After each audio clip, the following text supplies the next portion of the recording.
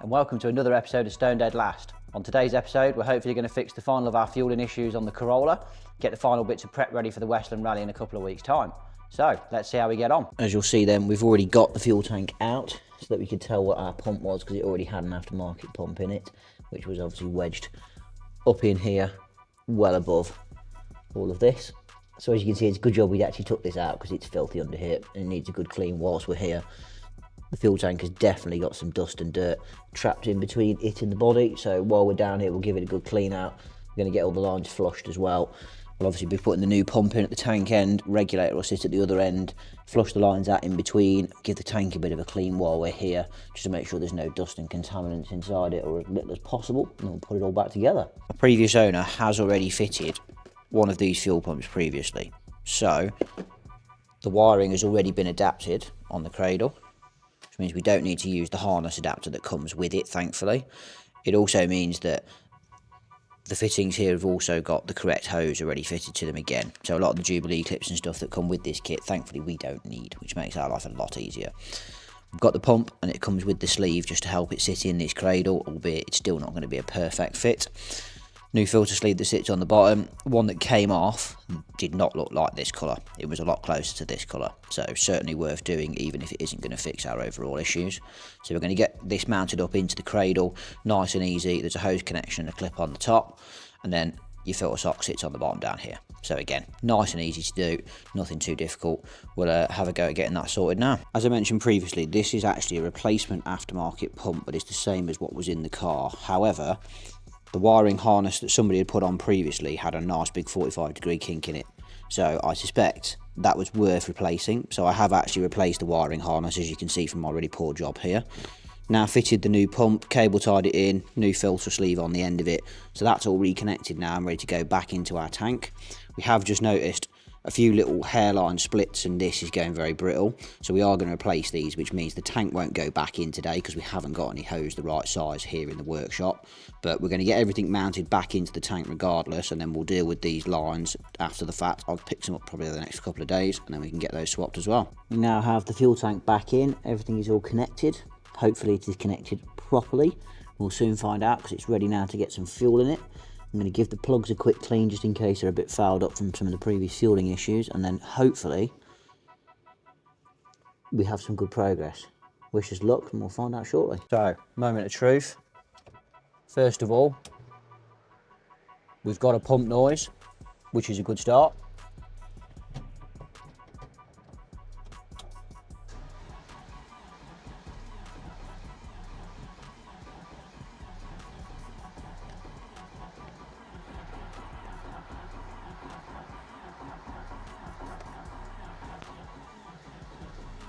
Not good so far, because we have got to prime the pump and the system a little bit.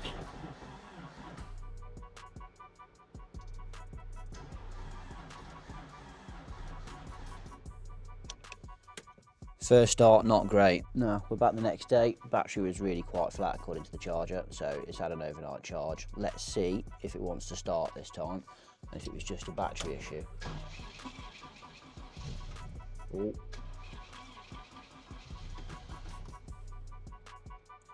Try a little bit of throttle. There we go. Just get a bit of fuel through it. We'll see if it'll idle after that.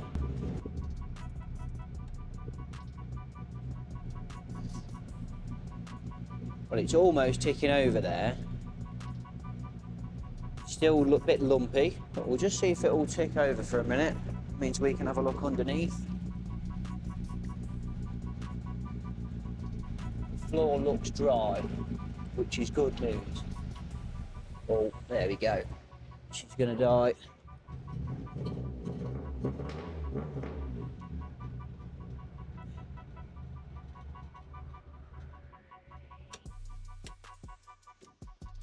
So we haven't fixed our issues. At least we know the fuel pump isn't it, I guess. So on to the next. So we've got the link set up. I'm in the software with the ECU, which is why Link is great, because even a muppet like me can get in there. So I've got it running at log now, so it's recording everything that's happening whilst I'm driving, so I can look back at it later whilst not having to be two people at once. But let's see what happens when we get it for a drive. least we've got a bit of a demonstration of the previous issues we had there, you see. And it's cleared through it again. So it's still obviously not quite 100% happy.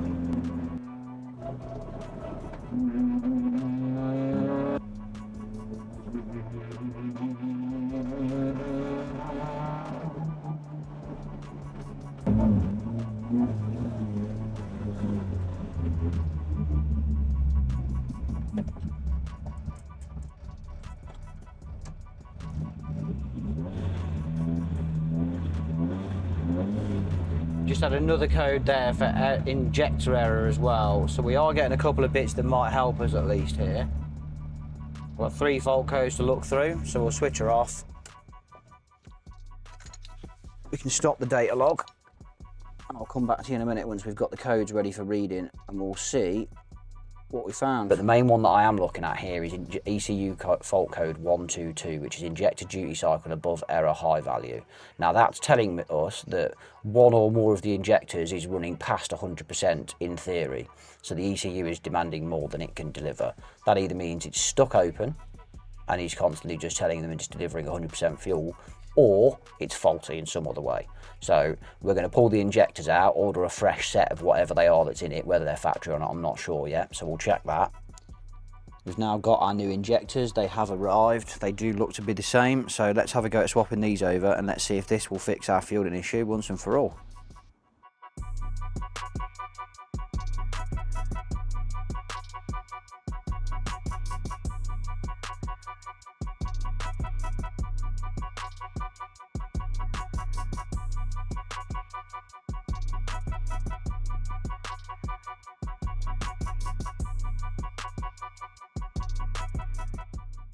Now, I don't know if the car's got enough battery, but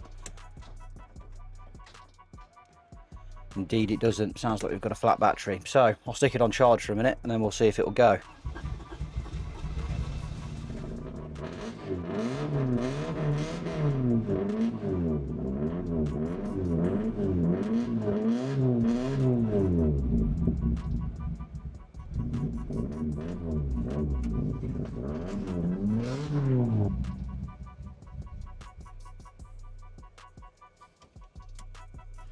In short then, no, we haven't fixed the problem.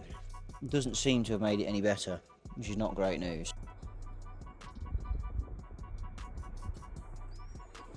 Another day, pulled both cars out. Amazingly, both of them decided they wanted to work today, which is nice. So the Swift is currently running, which you might hear in the background, just seeing what happens as we run it when it gets up to temperature, to see what it does. But we're going to give both cars a clean. We'll at least then get some other jobs ticked off on this, and it's easier to work on when it's not 6 inches from the floor. So first job, we'll get both cars cleaned, and then we'll get the gravel dress back onto the Corolla in preparation for the Westland Rally.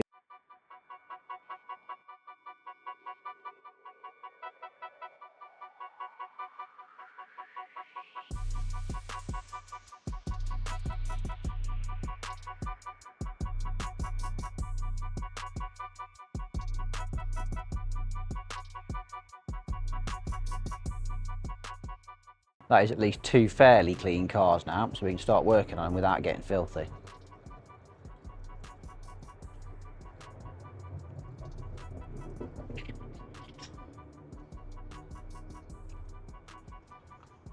Good to see the old girl back out in the sun and at least working, which is nice, albeit a bit rough, but better than it was because it runs.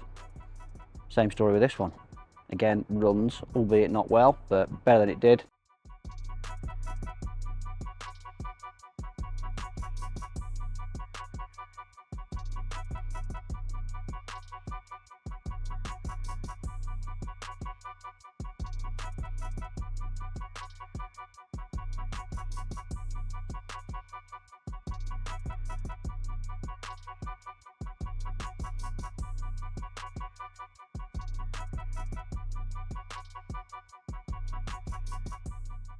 Some live mapping on the link has shown us that the temperature sensor was all over the place. Now I don't know if this is coming through, but you can just see that brown wire hanging out. That obviously shouldn't be there.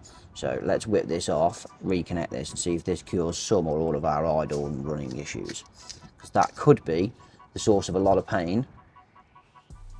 Who knows?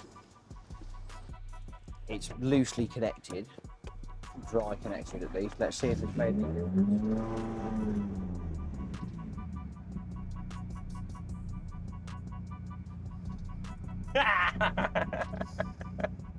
Done it, fixed it. Can we go home now? If that was all it was this whole time, just goes to show that we really don't know what we're doing. Let's get into the link software then. Let's just double check that that temperature number is now running consistently. So this here was all over the place, and as a result was causing this idle to fluctuate between 500 and sort of 1300 up here in this top. It's not even fucking moving. Now it's steady as anything. Right, do you want to solder it in place? Oh, fuck it, we'll just drive it and get a new plug.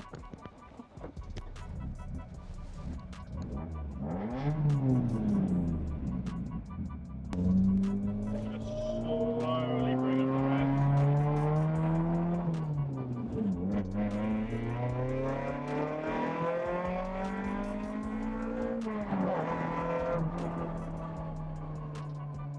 Slowly come down a bit.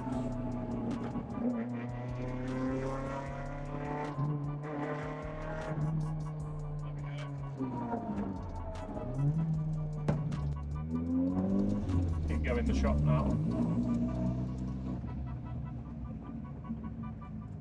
On it rain. I'll just get the front wheels up. Finally tastes like a little bit of success on the Corolla then. Looks like we've solved the issue, albeit temporarily. We will get a new sensor ordered up, and that'll obviously help with our long-term issues. But for now, we've got it temporarily fixed and it seems to be running happily enough. We've adjusted the idle. It now seems to tick over perfectly. So fuel pump, albeit did need doing, it was very dirty on the sock and the bottom of the pump, so it was worth doing regardless. But it looks like after all that, I think our issue was a temperature sensor. So thanks to the Link software and a few other bits, we've managed to diagnose that ourselves. We've temporarily fixed it. We'll get a new sensor ordered and a new connector as well, just to make sure that it's rally ready. But that should mean that the final bits of prep can be undertaken, and fingers crossed, we're over the worst of our fueling and rough running issues. So good news then, looks like we've sorted that fueling issue finally. However, it's clearly not quite 100% running happily, as you can probably tell from some of that black smoke and the flames and all sorts of stuff coming out the back of it. It's obviously not 100% happy. Going to do an oil change today, play around with some of the settings in the Link, see if we can just fine tune a few little bits of those running issues, and then it should be well into Westland Rally. So we'll get those last few bits knocked out once we've done an oil change, just so it's happy and prep ready for the race. We've now done our oil change, topped it back up with finest 10W40 racing oil from Penrite as always. Off camera, we did also sort our temperature sensor issue. So we have now spliced in a new connector and put a new sensor in as well, albeit it's not the prettiest job in the world, but certainly better than some of the other wiring I've done in the past, so it'll do the job. But that now means that our temperature sensor readings are consistent, are level, and are not fluctuating. Therefore, the fueling is fairly consistent now as well. Have got a couple more fueling issues that are not 100%. It's clearly still not quite happy, albeit it's a lot better than it was. So I'm going to plug the Link in now, see if I can fine tune any settings that are recommended by the internet, just to see if there's anything I can smooth out a little bit. Then we're going to take it for a little bit of a stretch on some gravel so I can at least get the revs up, see how it behaves at full noise, and hopefully, fingers crossed, that's the last of our fueling issues. Great news then, team. Looks like we finally sorted these fueling issues, thank God. So hopefully that should be the end of that. We've got a few little bits of fine tuning to do, which I'll do off camera around the Link, just getting everything ticking over perfectly smoothly. But the idle's way better. It now runs happily. We're not getting those cutouts mid-rev range that we were having at the Coronet Peak before. So fingers crossed, that takes us into the Westland Rally with a half decent chance of putting at least a clean stage in, if nothing else. But we'll see, we won't get too far ahead of ourselves. In the interim before that, you'll probably see the 2025 Curry Bush run from last year at the Otago Rally. That's likely to be the next thing you'll see from us before we get up to the West Coast and go and have some fun. So join us then. Thanks for watching. Make sure you give us a like, comment, follow, subscribe wherever you're watching this.